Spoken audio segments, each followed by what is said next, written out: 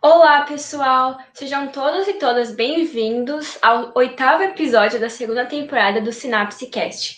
Essa é uma ação cultural de pesquisa e estudos do Cineclube Lanterna Mágica e do Labcine da Universidade de Santa Cecília.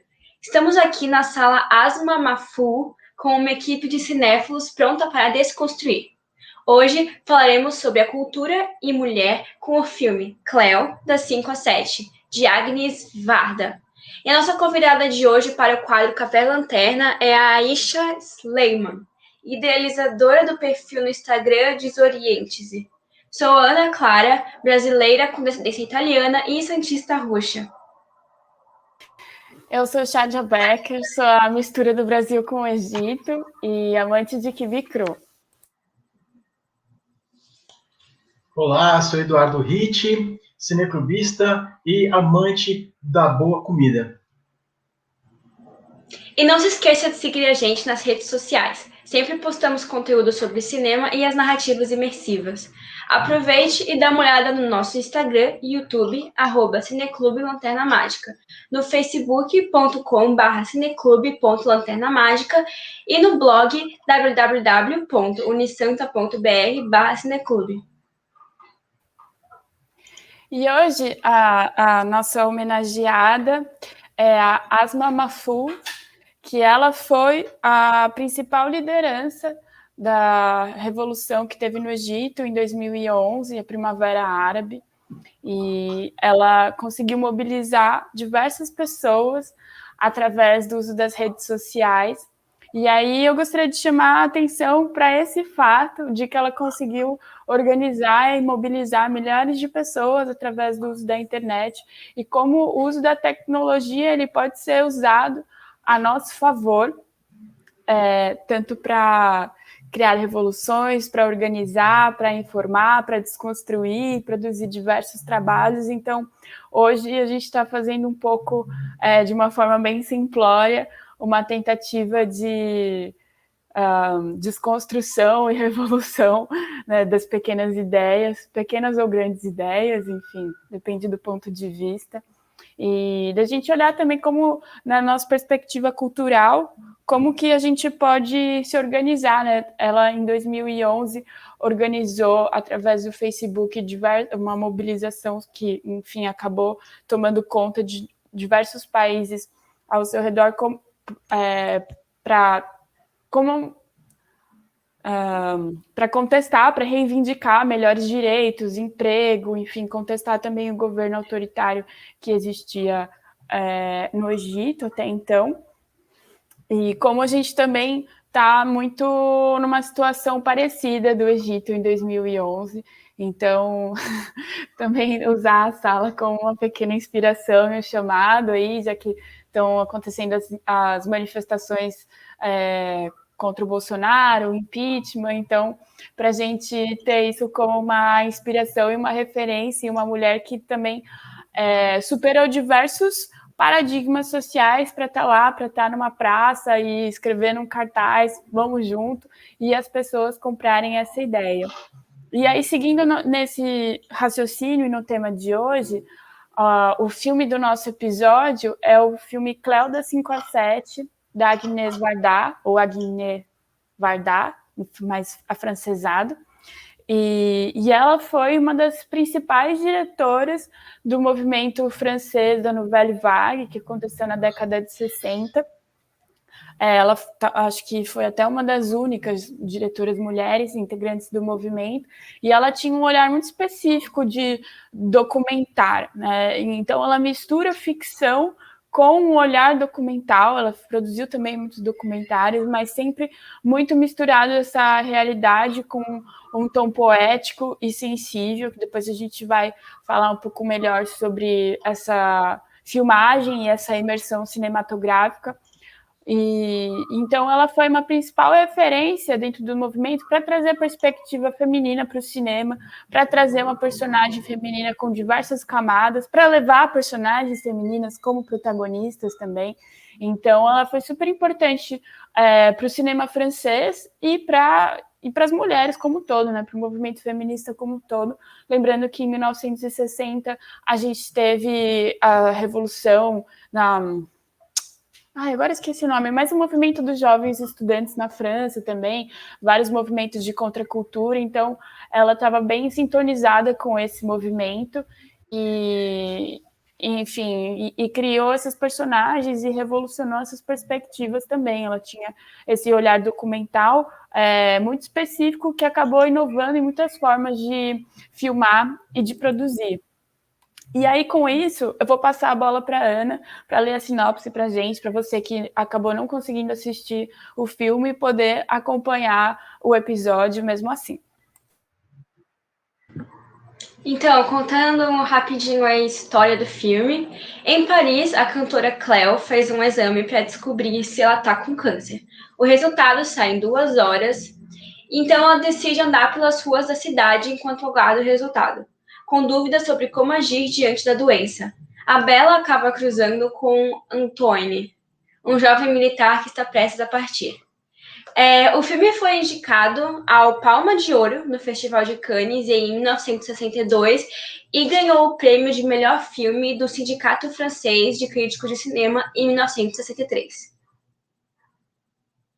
Agora, começando a falar um pouco do assunto de hoje, eu quero falar sobre a maneira como as mulheres são representadas no cinema, para poder começar o assunto.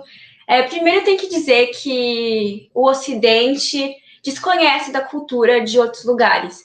Pode até dizer que, principalmente os Estados Unidos, é bem alienado em relação a outras culturas, e eles fazem representações nos filmes bem rudes, eu diria. Por exemplo, as mulheres latinas nos filmes são vistas como mulheres sexys, atraentes, de classe média baixa, que são temperamentais. Geralmente elas fazem papel de faxineira, ou aquela história da Cinderela, que ela conhece um homem rico, sabe? Bem aquela coisa bem estereotipada mesmo. E, por exemplo, as mulheres asiáticas também, elas são geralmente apresentadas casadas, sendo completamente dóceis e ficam servindo o marido por aí, e geralmente elas têm que ser salvas por algum homem poderoso. Então, basicamente, as mulheres se rebaixam, né? E focando nas mulheres árabes, que é um pouco do foco com a entrevistada de hoje, as mulheres árabes geralmente são apresentadas como mulheres obedientes e oprimidas, principalmente com as burcas, que eles geralmente colocam nos filmes, onde parece que elas são obrigadas a usar e ficam por aí servindo homens poderosos, que geralmente são terroristas ou donos de petróleo, ou alguma coisa criminosa, porque geralmente árabe é interpretado como criminoso nos filmes. E as mulheres, elas são colocadas como servas deles, como mulheres oprimidas, que não têm opinião, que não são feministas, que só estão lá para servir o homem.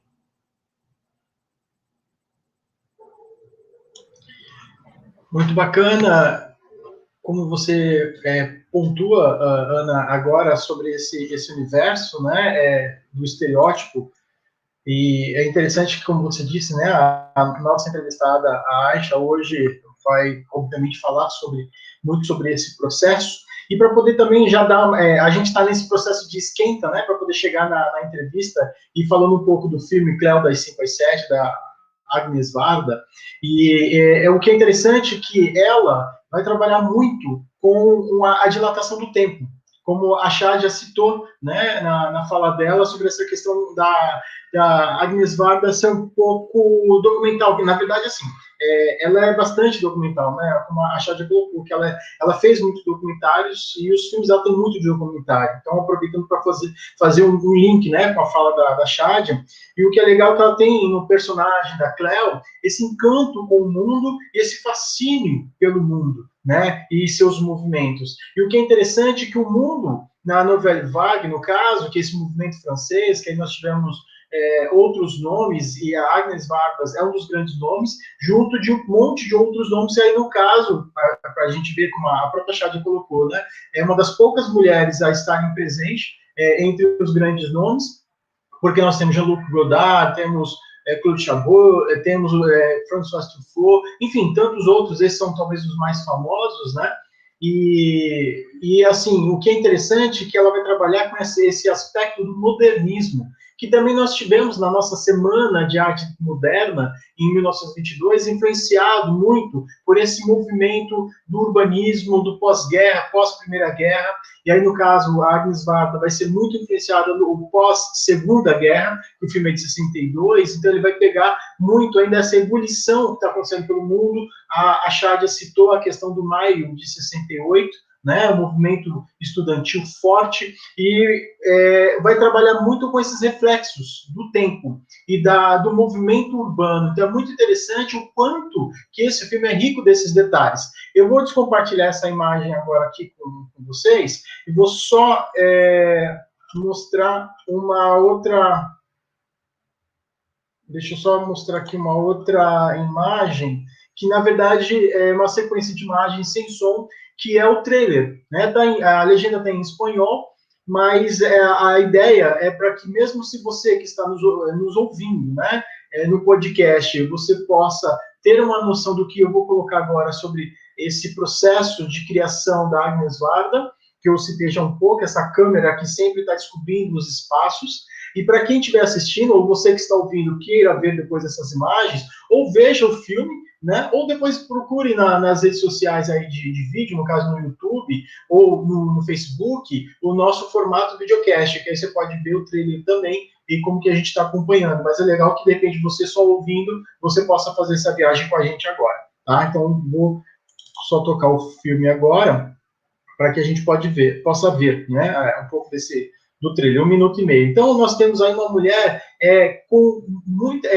muito decidida, mas ao mesmo tempo com muitas dúvidas, tanto que ela vai numa cartomante. E a presença dos homens e os reflexos que vai acontecendo durante todo o filme, né, as vitrines, a roupa, a forma como ela vai dialogando com a cidade de Paris, com a sua beleza, o uso de uma peruca, a simbologia do cabelo, da importância do cabelo para o universo feminino, né? Então, essa questão que eu falei da dilatação do tempo, e essa vontade dessa mulher nessas 2 horas em ser um pouco de tudo que de repente ela não foi até então. Mesmo sendo cantora, ela quer cantar músicas um pouco talvez diferenciadas, descobrir um outro amor, um grande amor, e o filme mostra muito essa relação com a questão da guerra, né? Com essas interações, né? Nesse sentido. Então é muito importante toda essa forma como a Agnes Varda consegue colocar a mulher moderna até então, né, em cena, em movimento, como a gente vê no filme Acossado, do Jean-Luc Godard, onde vai mostrar essa relação do personagem com o urbano. E o que a gente tem aqui é essa relação dessa mulher em busca, digamos, de viver o seu melhor dentro desse período, antes de saber se está com câncer ou não, se é o fim da sua vida ou não. Então, o que você faria em 2 horas, sabendo que, de repente, o seu mundo pode desabar daqui 2 horas? E o filme mostra um pouco disso, né, nesse processo que a gente observou. Tá? Então, eu passo agora a palavra para a Shadia, para que a gente possa dar continuidade. Shadia, com você. Bom, então agora a gente vai para o momento mais esperado, não sei para vocês, mas pelo menos para mim, que é o nosso Café Lanterna, em que a gente vai entrevistar a Aisha Sleiman. Ela tem 22 anos, eu vou fazer um adendo aqui na mini bio, que é uma gênia, estudante de Relações Internacionais, e ela é idealizadora do perfil Desoriente-se, @des.oriente-se, do Instagram, que busca trazer novos olhares sobre o Oriente Médio. Então, na página, ela traz várias discussões sobre a cultura do Oriente Médio, dá referências de artistas, de diversas linguagens, enfim, eu sou uma grande fã e estou muito feliz que ela está aqui hoje. Então, Aisha, se você quiser se apresentar, e a gente já se apresentar de novo, né? A gente já passa para as perguntas. Perfeito, queria já começar agradecendo aqui o pessoal pelo convite, fico muito emocionada com a vontade de poder me ouvir, né, essa oportunidade de poder falar um pouquinho sobre o meu trabalho. Como a Shadia já falou um pouquinho, eu sou estudante de Relações Internacionais, sou filha de libanês, né, o meu pai é um imigrante libanês muçulmano, eu venho de uma família mista, minha mãe é brasileira, e eu tenho tive uma passagem rápida pelo curso de Ciências Sociais, no qual eu entrei em contato com a antropologia, e eu, nesse meu trabalho, né, no perfil dos Orientes, eu tento trazer uma nova abordagem, né, um novo olhar sobre as questões do Oriente Médio, principalmente questões de gênero, partindo, então, de questões culturais, principalmente. Então, muito legal, assim, essa oportunidade de dialogar com o cinema, que também é muito presente ali na página, a gente sempre está dando dicas, né, de cinema feminino árabe, e é isso. Legal, Aisha, muito obrigada e muito prazer e bem-vinda. Então, vamos para a nossa primeira pergunta. Aisha, qual é o papel da mulher na sociedade árabe? Esse papel tão polêmico que a gente do Ocidente, eu, apesar de ser descendente de árabe também, não já ter ido até feito uma viagem para o Líbano, mas também é um assunto muito complexo para mim, que não sou uma grande entendedora. Ok. Primeiro a gente tem que entender que o mundo árabe, ele é muito complexo, né? A gente tem uma ideia de que, se fala árabe, então é tudo igual. Sendo que, na verdade, a gente tem um mundo que compartilha, né, essa identidade pautada na língua árabe, né? Então, ser árabe principalmente está ligado com o falar árabe, mas que está dividido em uma série de dialetos, né? E isso acaba configurando identidades locais muito particulares. E isso se reflete no entendimento do papel da mulher. Não, eu também não gosto da ideia de mulher, né? Das mulheres. Existem muitas maneiras de ser mulher nos países árabes, e tudo isso de acordo com uma série de elementos como classe, qual país, o tipo de religião que você segue. Então, quando a gente fala de países árabes, a gente tem a tendência a automaticamente ligar com o Islã, né, com a religião muçulmana, mas não é verdade. Se a gente lembrar que tanto o judaísmo quanto o cristianismo nasceram ali na região do Oriente Médio, então eles também estão presentes e de acordo com o pertencimento ou o contato com outras religiões, permitem uma série de configurações sociais, né, de experiências reais de mulheres muito diferentes. Então, enfim, né, tem tudo isso. É uma questão de economia, é uma questão de política, de estudo, e é difícil você falar, assim, num papel específico, mas de uma maneira, assim, geral, você ainda tem um movimento muito forte, que é o da ideia da mulher como mãe. Eu diria que é o principal papel social feminino que é atribuído às mulheres, né? Não quero dizer que ele é total, não quero dizer que todo mundo acredita nisso e impõe isso, mas de maneira geral é algo que está muito presente, né? E acaba moldando os papéis sociais. E como eu disse, né? Então tem essa ideia de mãe, e você tem diversos movimentos que vão estar tentando conciliar esse entendimento, né, da mulher como a dona de casa, da mulher como a mãe de família, com a vida social, então que seria o trabalho, principalmente, os estudos. Então você tem alguns movimentos, principalmente do feminismo islâmico, que vai chamar atenção para isso. Essas mulheres vão estar dizendo: nós entendemos que a nossa função social enquanto mulheres muçulmanas, é o de ser mãe, né, de cuidar das crianças, mas isso não nos impede de maneira alguma de trabalhar fora, de estudar e, enfim, de ter uma vida social como a de qualquer outra mulher no mundo, né? Uma visão que já vai ser contestada por outras mulheres feministas de outros movimentos, seja lá um feminismo liberal, um feminismo interseccional, um feminismo socialista, que vão estar questionando justamente esses papéis de gênero, questionando o que é gênero, num movimento que não deixa de ver nada ao movimento aos questionamentos feministas, né, que são feitos fora do mundo árabe. A gente pode pensar na própria América Latina, Europa, Estados Unidos, enfim, né? A gente também não tem um feminismo único, a gente tem diversas frentes feministas que estão lutando de maneira distinta, tentando construir agendas diferentes, né, e se pautando em um projeto de sociedade muito particular. Mas, de maneira geral, assim, é isso. A gente ainda tem a ideia da mulher como a mãe, principalmente.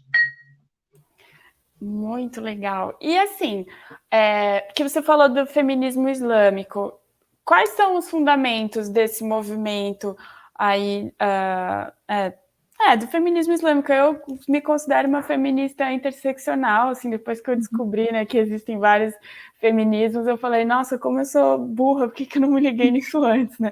E aí abriu a minha cabeça, assim, acho que E é muito legal, assim, ver as mulheres do Oriente se articulando, porque, apesar de ter a descendência árabe, né, eu tenho esse olhar do Ocidente, porque eu cresci aqui, enfim, de não achar que existe essa articulação, de que as mulheres têm muita dificuldade, porque a repressão é muito grande. E como que acontece esse feminismo, esse movimento feminista lá, e quais são os fundamentos, assim, do movimento? Primeiro a gente tem que separar o que é feminismo islâmico de um feminismo que acontece nos países árabes, né? Quando a gente está falando de feminismo islâmico, a gente está falando de um grupo muito específico de mulheres que estão pautando a transformação da sua sociedade, do papel e do local da mulher na sociedade pela religião. Então, basicamente, assim, o fundamento desse movimento é de que você tem uma mensagem divina, né, que é materializada no Corão, e que esta traria em sua base uma ideia de equidade entre os sexos e que a mulher teria garantido todos os direitos, como o direito ao divórcio, o direito à herança, o direito ao trabalho, etc. Mas que esses direitos eles foram usurpados por uma sociedade machista, uma sociedade estruturalmente machista, pré-islâmica e que teve essas suas estruturas, né, misóginas, consolidadas e reproduzidas mesmo após o advento do Islã. Então, essas mulheres estão, de certa forma, pregando um retorno ao Islã puro, ao Islã original, que as garantiria uma série de direitos, né, que lhe foram negados pelos homens. Então, tem uma questão muito grande, assim, um dos pilares do Islã é a questão da interpretação. Então, você pode discordar de uma série de colocações que estão na obra corânica, né, com base nessa questão da interpretação. Então, essas mulheres elas vão trazer uma interpretação feminista, uma visão que coloca a mulher no centro do mundo, né? Que tira ela da esfera marginalizada, da esfera estritamente, unicamente do lar, de uma esfera mais familiar, né? E a coloca no centro da vida política. Então, você tem mais ou menos esse movimento e que vai diferir de movimentos outros, né, de mulheres árabes, mas que uma mulher árabe ela pode ser muçulmana e se considerar uma feminista interseccional, por exemplo, uma feminista liberal.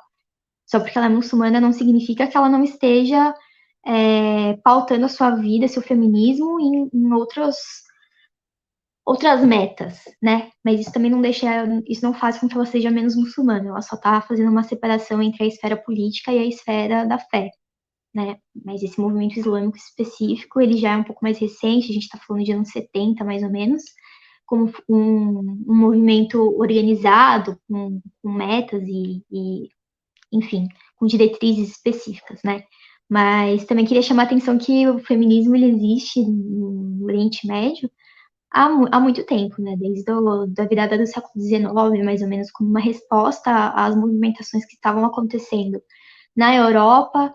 Lembrando que enquanto as mulheres as mulheres britânicas, sei lá, sufragistas também, elas estavam fazendo a sua luta enquanto seus países estavam ocupando o Oriente Médio, né? Então, essas lutas, de certa maneira, chegaram para essas mulheres e elas se adaptaram, se apropriaram daquilo que seria interessante para elas, num movimento feminista que é necessariamente libertário, né? Que está pensando não só a libertação da mulher, mas a libertação do seu povo, da opressão e do domínio estrangeiro.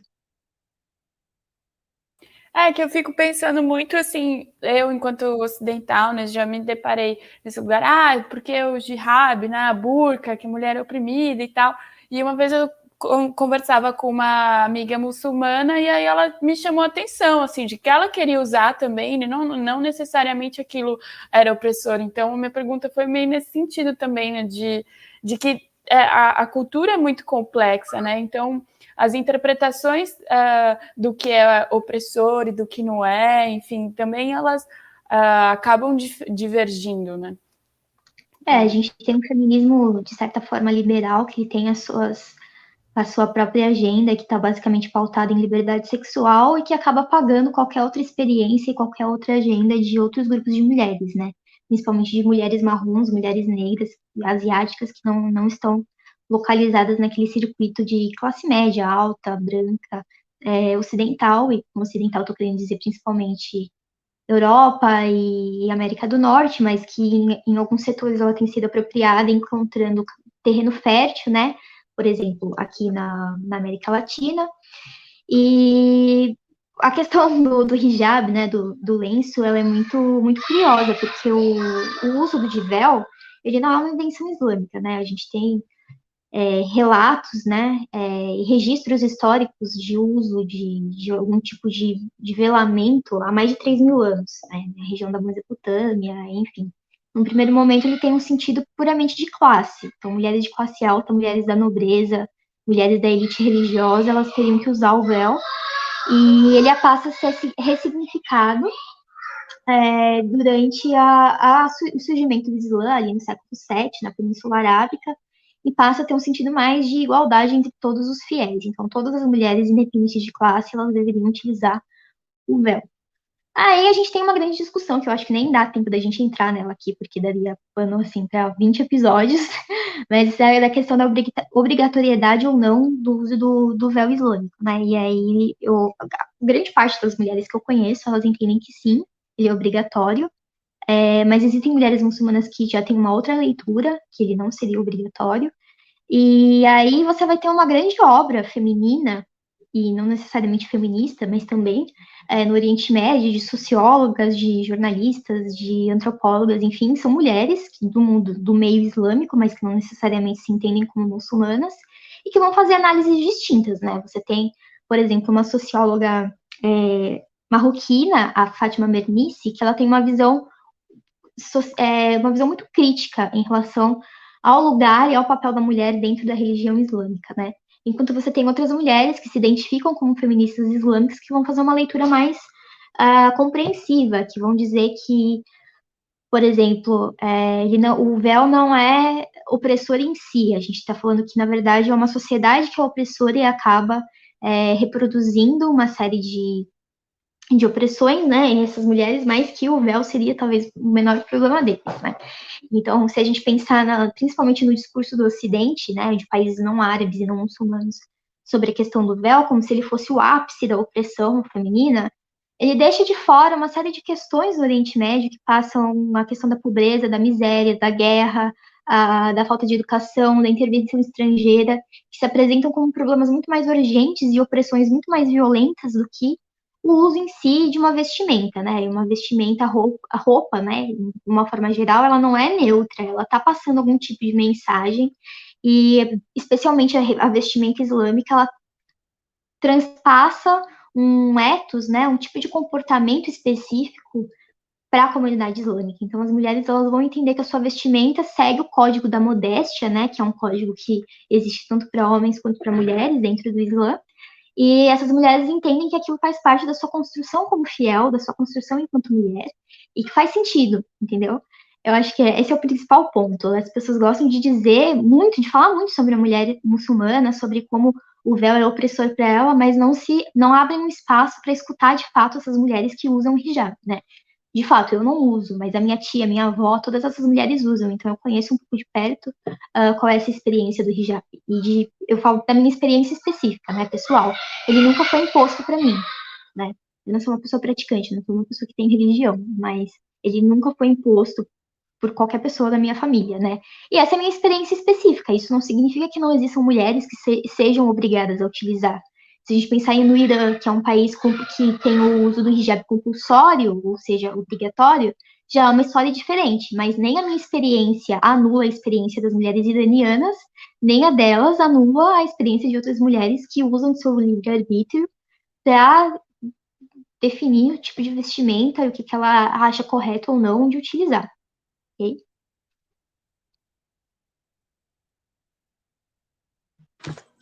Então, você falou agora há pouco sobre a mulher europeia e sobre o feminismo, e eu queria saber qual é a importância do cinema para a construção de um feminismo decolonial.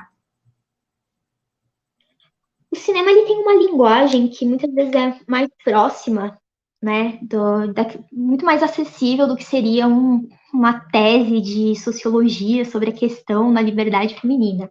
Eu acho que o cinema ele tem uma linguagem um pouco mais humana, de certa maneira. Então, a partir do momento em que a gente tem mulheres do sul global, enfim, que estão produzindo narrativas sobre si mesmas, né, que estão trazendo para as telas a sua realidade, a sua visão de mundo, isso é muito importante, porque ela contradiz e vai de frente com uma narrativa que coloca a mulher não branca, não ocidental, como necessariamente submissa, como uma coitada, uma mulher sem agência, que não age sobre si, que está necessariamente presa em uma situação, em uma sociedade extremamente misógina, né? Não que isso não seja verdade, mas a questão, né, no sentido de que não existe opressão. Sim, existe. Existem muitos problemas relacionados a gênero, principalmente no Oriente Médio.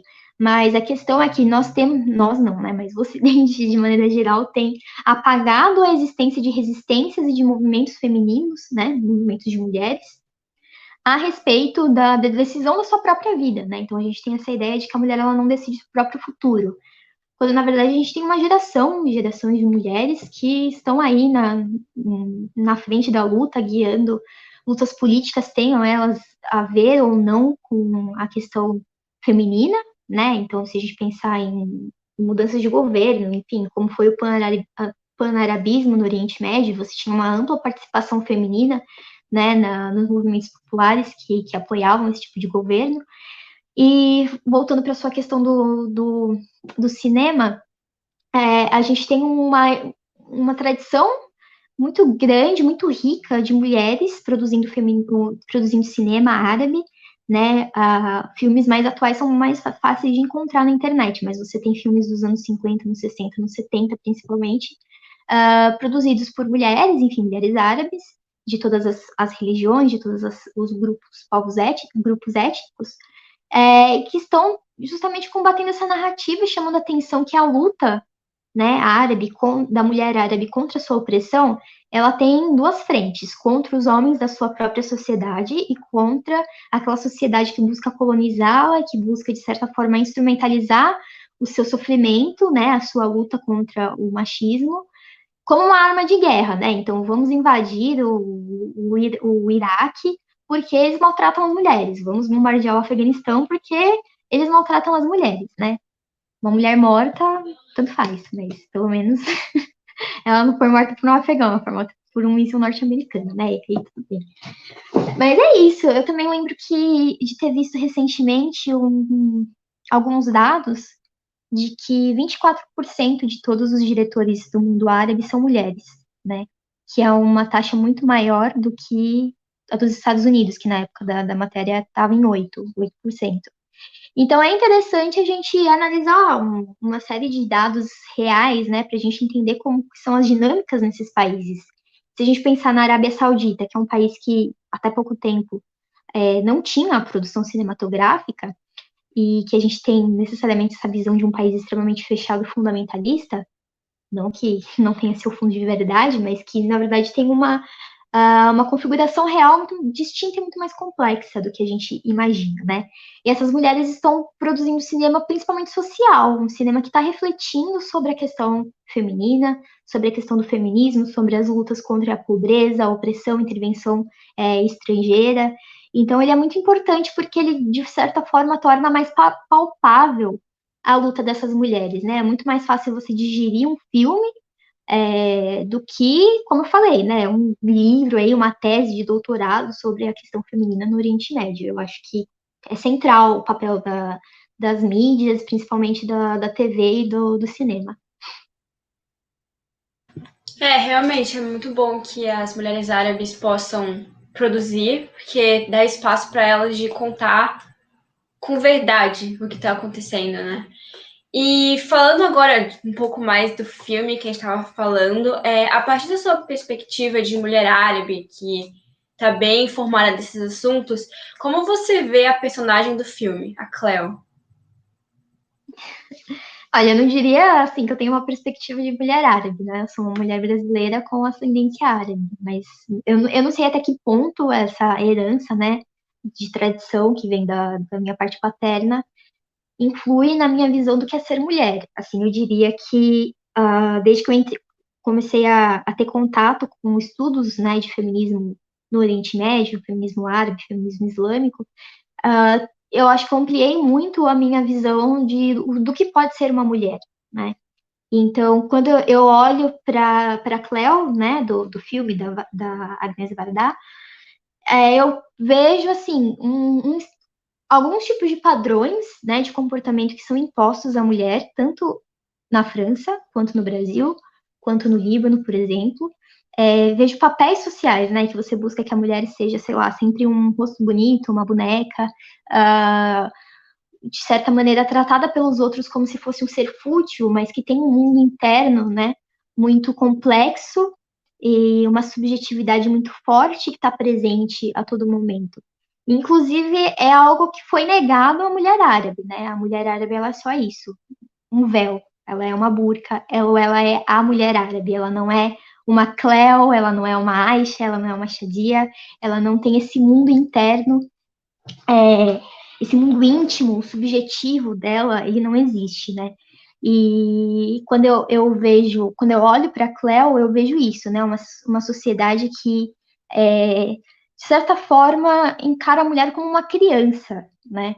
Tem uma certa infantilização da mulher. Em vários momentos, a personagem da Cleo, ela fala isso, que as pessoas mimam ela, mas ninguém a ama, ninguém conhece a Cleo de verdade, ninguém conhece os interiores e os medos daquela mulher, e toda a sua atitude ali é encarada como frívola, certo? Ela não é um ser humano completo, tenho essa impressão, né, de que os homens, eles são seres totais, enquanto a mulher, ela ainda está num certo tipo de menoridade, de infância, e que ela precisa sempre de um tutor ali para ela, para guiar ela.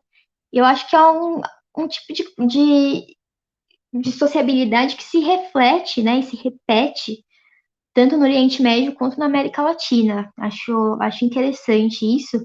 Tem a questão da estética, a questão da beleza, né, que é muito importante para a Cleo.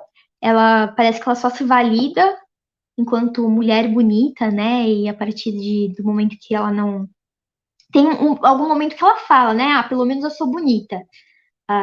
Ela sente que ela não viveu a vida dela, que a vida dela é só um tipo de teatrinho, mas pelo menos ela é bonita. E aí eu tenho um pouco dessa impressão, assim, principalmente nos países árabes, uma ideia meio, um dualismo meio, como fala? Não incompatível, mas um pouco um complexo, também não é a palavra. Mas, enfim, meio contraditório, essa é a palavra que eu estava procurando, contraditório.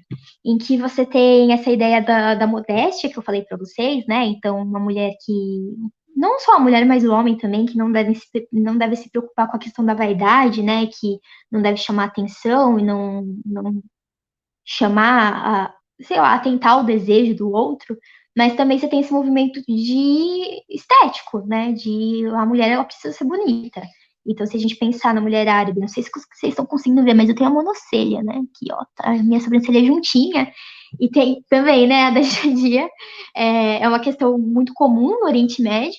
E tem uma pressão muito forte para você depilar, né? Para você tirar a sua sobrancelha, tirar o buço. Sendo que nós, mulheres árabes, somos muito, muito, muito peludas. E eu passei a minha infância e a adolescência inteira quase me mutilando, assim, para lutar contra esses pelos, né? E eu vejo isso na Cleo, né? Uma preocupação estética muito forte, como se ela só existisse enquanto quando ela é bonita, né? A partir do momento que a beleza dela mingua, que ela for ficando mais velha, ela deixa de existir, você é uma pessoa importante. Inclusive, só um dado assim que eu acho muito chocante, eu sempre falo para ele em qualquer situação, é que para vocês terem ideia do peso da pressão estética no Oriente Médio, até pouco tempo o Líbano tinha um crédito bancário especial para cirurgia plástica. Pra vocês terem noção, você podia pegar um empréstimo no banco para você fazer uma rinoplastia, né? Porque a questão do nariz ela é muito muito forte, né, em todo o país, em todo o mundo mediterrâneo. Então tem essa importação de um padrão de beleza europeu tanto aqui no Brasil, e a gente conhece isso, quanto no Oriente Médio, né? Então, acho que todas as mulheres ali do Líbano, do Brasil, elas querem parecer com a Cleo, né? Uma boneca, uma princesa. E acho que é isso. Não sei se eu respondi a pergunta. Aisha, eu acho interessante essa fala, né, a sua última agora também, as outras, obviamente, também, mas esse aspecto que você colocou em relação ao filme, porque a nossa proposta, né, no Synapsecast é meio que dar uma escala punchada, né, de poder meio que dar uma cavocada a partir do filme no mundo real, né, a narrativa que ele traz. Né, dentro desse universo, no caso que a Agnes Varda faz um recorte e ela acaba trabalhando com essa integração da personagem, foi muito o que você acabou colocando, fazendo esse link com o universo, que mesmo você não sendo uma mulher árabe, né, mas você traz essa ancestralidade, né, todas essas questões que você colocou em relação aos pelos, ao mundo selha, você fez a brincadeira. Aí já lembrei da Frida Kahlo, né, de alguma forma já vem na hora, como esse processo, né, icônico que se torna e, enfim, e que fica, às vezes, como um estereótipo em alguns casos, mas às vezes também como uma parte simbólica, né? E a Cléo ela vai brincar com essas vitrines, no caso, do que seria o estético perfeito, né? Desse padrão, dessa coisa do olhar, do atravessar, do reflexo, o espelho quebrado, essa coisa da beleza. Você citou muito sobre essa questão da beleza dela, os anseios, medos, né? Num cinema moderno que ela traz. E aí, fazendo um pouco pegando um pouco de tudo isso que você colocou e que eu trouxe um recorte assim, agora pontual sobre essa questão também, qual é o filme, ou os filmes, né, que mais te chamam a atenção no mundo árabe, né? Porque nós sabemos que quando a gente fala da África, o pessoal fala assim, o cinema africano, são vários cinemas, mesmo no Brasil, são vários cinemas, né? O cinema feito aqui em Pernambuco e tudo mais.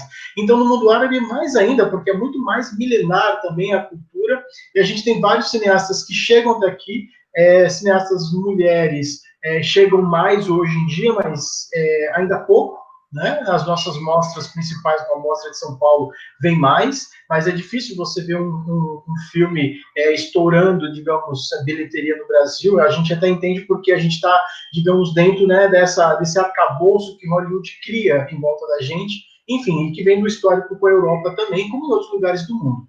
Mas para você que estuda essa cultura, como, dentro de tudo isso que a gente está conversando, que filme que te chama a atenção, que marca, assim, que você indicaria para quem está nos ouvindo, nos vendo? Ok. Quando a gente pensa em cinema árabe, a gente pensa naqueles filmes cult, assim, meio cinema iraniano, em preto e branco, né?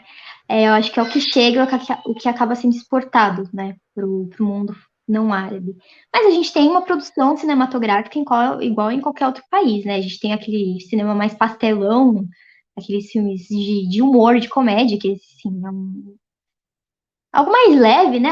Para apenas entretenimento. A gente tem um cinema muito forte, um cinema social, um cinema que reflete sobre questões como pobreza, guerra, enfim. E pensando assim, no que eu gosto, no meu gosto particular, eu curto muito cinema revolucionário feminino, né? Mulheres que estavam retratando os processos de independência e de revolução social no mundo árabe, mundos árabes é ótimo. Eu penso particularmente numa diretora libanesa chamada Aini Esdrur. Ela tem filmes assim incríveis. Infelizmente, eles geralmente não estão legendados em português, né? E é meio difícil de caçar eles na internet. Mas se você der uma procuradinha assim, você encontra. Tem o que é Leila and the Wolves, né? Leila e os Lobos, que fala sobre paralelos, assim, da questão feminina, ali nos anos 70, nos 80, que a diretora, ela faz paralelos entre as mulheres no Líbano durante o conflito civil, quais são os papéis esperados, né? Que tipo de futuro esperava essas mulheres, e traz, ao mesmo tempo, alguns flashbacks da Revolta Palestina de 1936 e 39, que fala sobre o papel que as mulheres tiveram nessas revoluções, né? Então, é muito comum que a gente veja a história como um processo masculino, né? Então, a gente pensa, por exemplo, na Revolução Francesa. Tá, ela aconteceu. E aí alguém faz o questionamento. Mas as mulheres participaram disso? E aí vem alguém e faz uma história feminina da Revolução Francesa, né? Porque a história necessariamente é um ser masculino. E é isso, a gente pensa nas revoltas no mundo árabe, a gente pensa necessariamente em homens, né? Em homens segurando seus rifles, com o rosto coberto, como se fossem terroristas, enfim. E a gente nunca chama atenção para o papel feminino, né? Nesses momentos históricos. Então, a Aini, ela tem um trabalho incrível com isso. Ela também tem um outro filme que se chama A Hora da Revolução Chegou, alguma coisa do tipo, que trata da revolução anticolonial em Omã, né? Omã é um país da Península Arábica, ali, que faz fronteira com a Arábia Saudita e o Iêmen, e ela chama atenção para a configuração da mulher ali, como ela participava da luta, né? Ela pegou mulheres que pegaram em armas, mulheres que estavam ativas na doutrinação marxista ali das pessoas, seus companheiros de luta, e, enfim, só para contar um pouquinho para vocês, dar um gostinho assim do que foi essa revolta palestina que teve a participação das mulheres, né? Essas mulheres aproveitavam do seu lugar, do seu papel como mulher, para ludibriar os soldados britânicos, né? Então, se a gente lembrar que a Palestina foi dominada pelo mandato britânico, né? Ali dos anos 20, os anos 40, mais ou menos, essas mulheres, então, elas passavam fácil pelos checkpoints, porque em primeiro lugar, os soldados desconfiavam de homens, né? Então, o que elas faziam? Embaixo de seus véus, embaixo de seus vestidos, elas contrabandeavam armas, munição, elas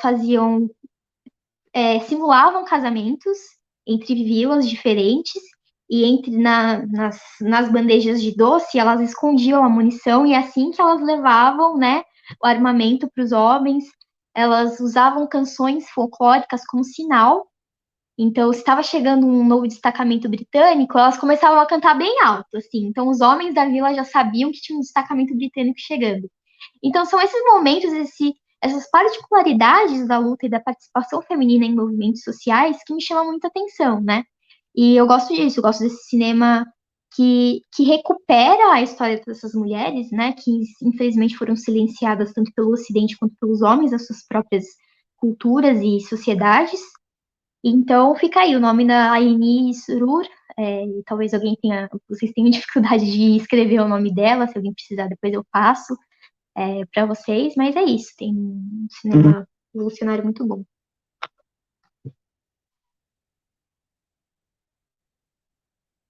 Você tá mutado.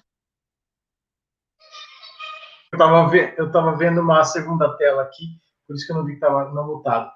Mas a gente está mais ou menos aí nos 10 minutinhos finais. Eu tenho mais duas perguntas para você, e essa pergunta é uma pergunta, eu sei que dá muito pano para manga, como você falou em relação a uma outra questão, um pouco antes. Mas, assim, acho que é importante colocar e saber um pouco da tua opinião sobre isso, que é assim, como que o Oriente Médio enxerga a morte e o desejo? A partir também até do que nós estamos falando, no caso, obviamente que é diferente, mas no caso da Cleo, ela está muito relacionada a esse desejo de vida, né, e a iminência da morte. Então tem esse link muito forte no caso do filme. Mas aí no caso da cultura árabe, como que é, né? Como que é a cultura? Eu sei que o Oriente Médio é muito diverso, mas do que você poderia reportar de uma forma, talvez, digo assim, mais pontual, porque eu sei que é algo que daria muito assunto para se falar. Eu acho que a gente precisa, né, de um estudo antropológico a respeito disso.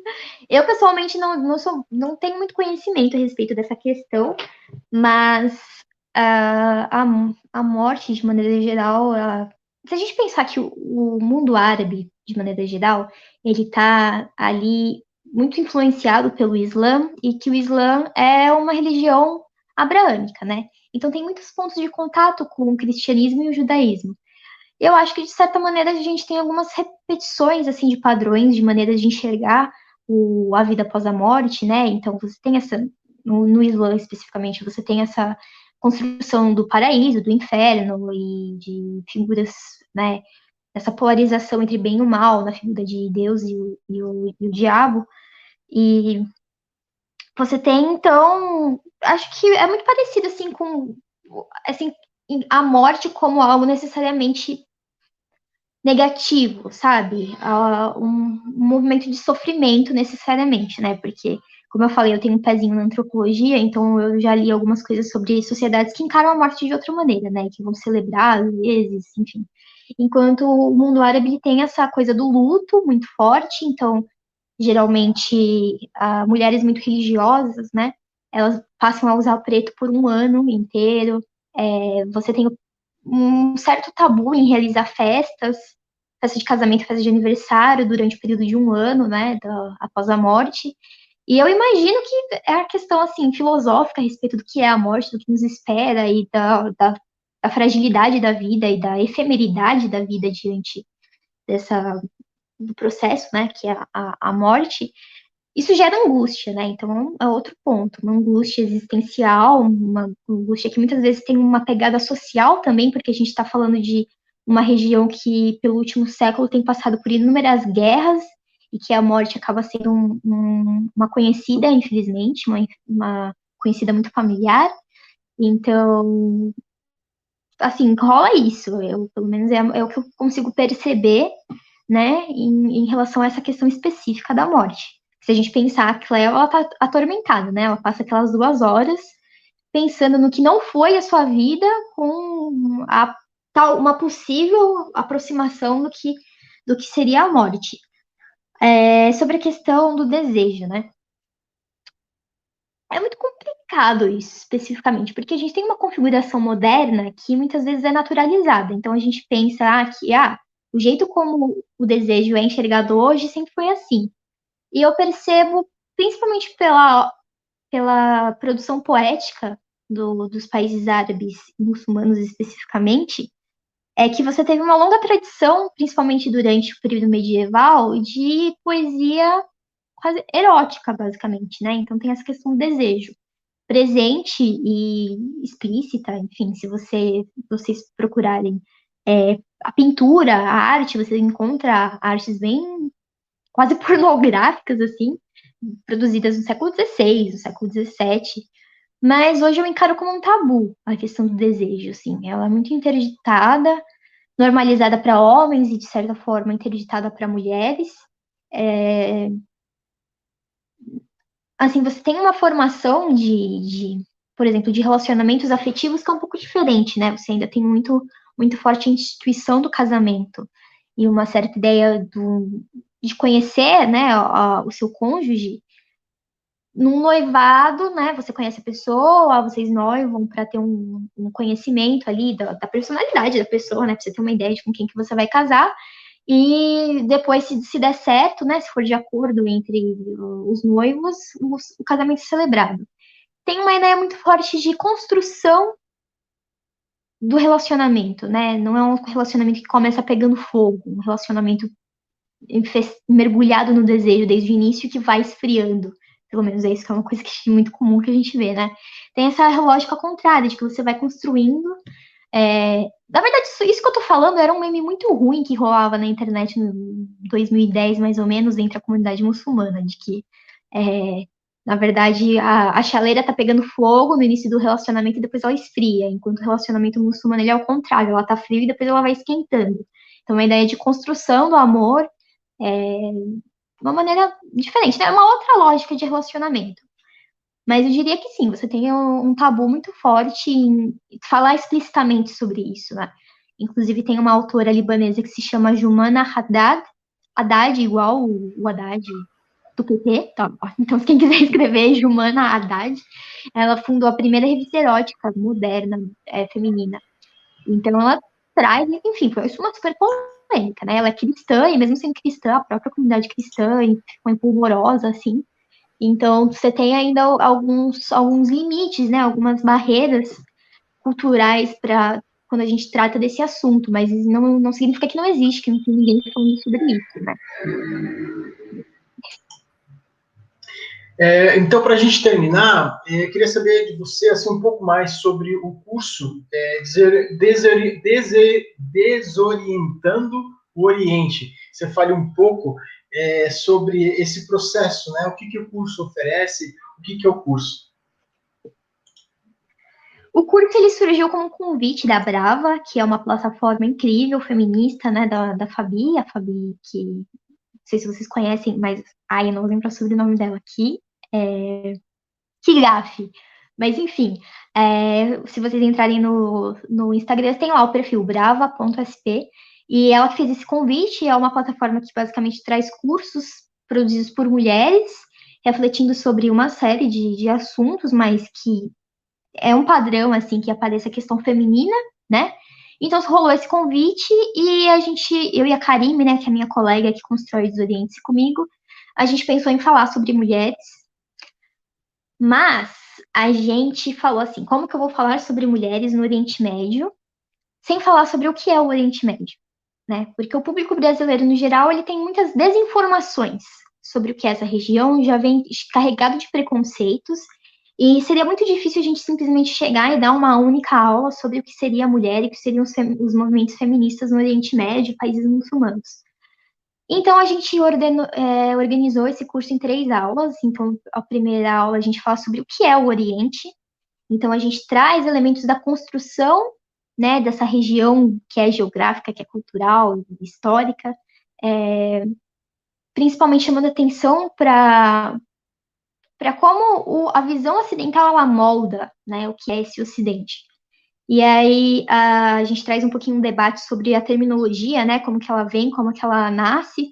Se a gente pensar no próprio termo Oriente Médio, Oriente Próximo, ele é carregado de eurocentrismo, né, um termo que surge na Europa e que vai designar toda essa região, e basicamente é uma discussão sobre isso. E aí a segunda aula a gente fala sobre orientalismo, que é um conceito utilizado pelo Edward Said, que foi um intelectual palestino, que lecionou, principalmente acho que em Colômbia, se eu não me engano, nos Estados Unidos. E ele fala sobre o Oriente como construção do Ocidente. Então vai trazer uma série de como essa região do mundo específica ela está mergulhada em uma série de estereótipos e de imagens que refletem interesses políticos e econômicos muito específicos e que os utiliza de forma a legitimar uma intervenção em uma intervenção ocidental nessa região, né? Que nasce no final do século XIX, mas ele vem se transformando, se mutando até os dias de hoje, né? Principalmente pós 11 de setembro, a gente tem um recrudescimento desse orientalismo. E a gente vai usar essa aula do meio assim como um ponto de ligação para a gente finalmente chegar nas mulheres, né? Então mostrar como esse orientalismo ele molda o que o Ocidente entende por mulher, entende por Islã, entende por véu. E, enfim, essa última aula a gente vai falar bastante sobre feminismo, mulheres, e é isso. Eu fico o convite aí para vocês, vai rolar em julho, dia 12, 19 e 26 de julho, e você pode acessar o curso na nossa página dos Desoriente. E como que é o endereço da página? Só para o pessoal saber. É no Instagram, né? @desoriente, é des.oriente. E é isso, acho que você não vai ter muita dificuldade de encontrar. Sim, né? Uhum. O Instagram ele já ajuda bastante também aí a poder ramificar, né, o pessoal conhecer bastante o teu trabalho. Te agradeço imensamente pelo teu tempo hoje, por tantos saberes trocados com a gente, a Chádia, né, que trouxe você aí para o nosso bate-papo. Ficamos muito felizes, né, com todo esse processo, porque é legal, porque ouvindo você é justamente o que a gente propõe dentro do Sinapsecast, que é essa imersão nas narrativas, né? Ou seja, você traz as suas narrativas, traz a sua vivência, então é muito importante para a gente poder trocar. Então, gostei bastante, mais uma vez, muito obrigado. Eu que agradeço pelo Muito convite, pelo obrigada. acolhimento. Ai, não escutei você, desculpa. Não, tá tudo bem. Esses fluxos da online, eles são, às vezes, são meio esquisitos, assim, aí tem o delay, mas, enfim, a gente se atropelou, mas agora que já que eu tô falando, obrigada de ter participado, de ter aceito o convite. Foi muito legal te ouvir, assim, abriu a cabeça para várias coisas, aprendi muito. Enfim, sou fã e virei mais fã ainda. E é isso, muito, muito, muito obrigada pela sua participação hoje, a sua contribuição maravilhosa. Obrigada por estar aqui com a gente. Junto com o seu Instagram, que já é super interessante, que a gente viu na terça-feira, foi ótimo. Que bom, pessoal. Fico muito feliz pelo espaço, pelo acolhimento. E queria agradecer também o pessoal que está escutando, seja agora, no ao vivo, seja depois como podcast. Fica aí o convite para vocês se desorientarem com a gente. Maravilha. Mais uma vez, então, Aisha, sempre bem-vinda, obrigado. Passo para você agora, Ana. Tchau, tchau. Tchau, tchau.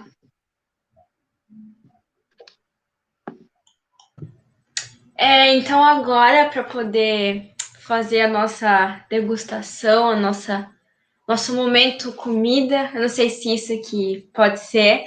Eu vou falar um pouquinho do creme brulee, que é uma receita francesa, por assim dizer, que, pelo que eu pesquisei aqui, ela era disputada entre os franceses, os catalães e os ingleses, por quem achava que tinha inventado. Mas a primeira referência histórica é francesa, no livro Nouvelle Cuisine Royale et Bourgeois de Français Marcelot. Eu não sei falar francês, gente. Que é de 1691, que é um livro de um chefe francês. Então, creme brulee é uma receita originária francesa e é uma receita à base de gemas de ovo e leite com uma pitada de farinha. A originalidade do prato, que eu acho que ele é mais conhecido, é pela parte de cima, que ela é queimada, o creme na parte de cima é queimado com maçarico, dando essa aparência dourada que fica nele. E, Ana, uma coisa que é interessante sobre esse processo do creme brulee é que essa cobertura ela fica durinha, então você quebra e tem essa coisa de você descobrir o doce interno, né? Porque quando queima esse caramelo em cima, fica um amargor bem de leve. Aí você quebra e come, ou seja, você pega o creme e a crocância dessa cobertura. Então fica muito gostoso esse amarguinho com a crocância e o doce, o intenso doce do creme. Então, e esse creme brulee ficou muito famoso, muita gente, eu mesmo não lembrava dele, eu conheci na minha infância, depois que eu busquei na minha memória, mas no filme O Fabuloso Destino de Amélie Poulain, ficou muito famoso. Então tem muitas cenas de filmes que ele acaba aparecendo, então ele é muito conhecido no cinema, né? E hoje, como você disse, né, nós escolhemos para poder fazer essa representação desse universo que a Cleo está passando, né? Essa parte imersiva, essa interação com esse universo entre uma coisa que é pesada, que a Agnes Varda traz, às vezes, algo denso, como enfrentar a morte, né? Como enfrentar a morte. Ao mesmo tempo, esse processo da beleza, esse trajeto que ela faz por Paris, buscando a si mesma, né? E, no caso, o creme brulee brinca com isso. Então, é bem interessante essa escolha aí que a Shadia fez para essa receita de hoje. Então, você que não conhece creme brulee, ele é muito fácil, vai estar no nosso blog, a receita, né, direitinho, então é bem fácil para que você possa fazer, ou de repente buscar uma doceria na sua cidade, onde você esteja aí, para que você possa, de repente, descobrir os sabores e, quem sabe, levar para casa ou fazer em casa, como eu acabei de falar, e assistir o Fabuloso Destino de Amélie Poulain, ou mesmo o próprio Cleo das 5 e 7, para que a gente possa, para que você possa degustar de uma forma bem diferente esse filme que a gente indicou e falamos bastante hoje. É isso. Eu vou ficando por aqui, passo para a Chade agora. Enfim, é isso, pessoal. Obrigado e até breve. Bom, pessoal, então a gente já está indo para os nossos finalmente. O nosso próximo episódio, semana que vem, que aí vai ser na quarta-feira, às 5 da tarde, no horário comum, como tem sido, essa semana foi um episódio fora da curva. Vai ser sobre o filme, o documentário Crip Camp, A Revolução pela Inclusão, que está disponível no Netflix. E a gente vai ter a presença da professora Gisela Monteiro, que ela é psicóloga, formada pela psicóloga doutora pela Universidade de São Paulo, e também dá aula no curso de psicologia da Unisanta. Sobre o filme, eu vou ler a sinopse. Em Crip Camp, A Revolução pela Inclusão, ninguém no acampamento Gennady poderia imaginar que aqueles verões juntos na floresta seriam o começo de uma revolução. No final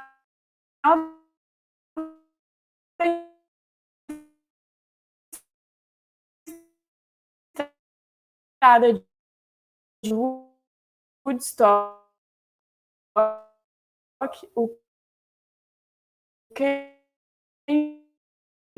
Gennady,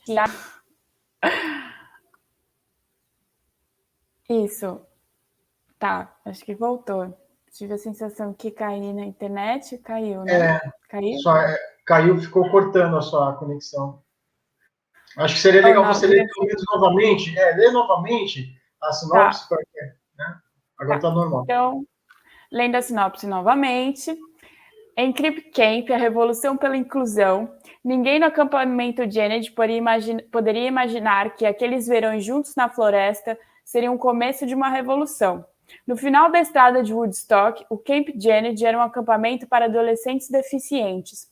Esse grupo de campistas, transformados em ativistas, moldaram o futuro dos movimentos dos direitos das pessoas com deficiência e mudaram a legislação de acessibilidade para todos.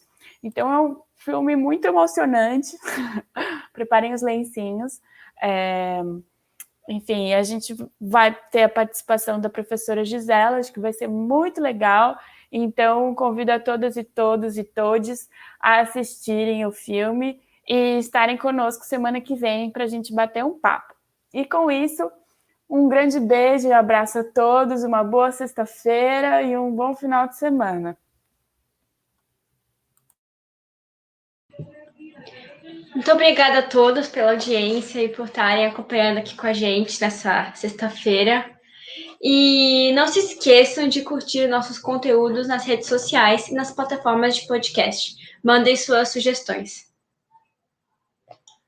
Valeu, pessoal. Tchau, tchau. Até o próximo Sinapse semana que vem.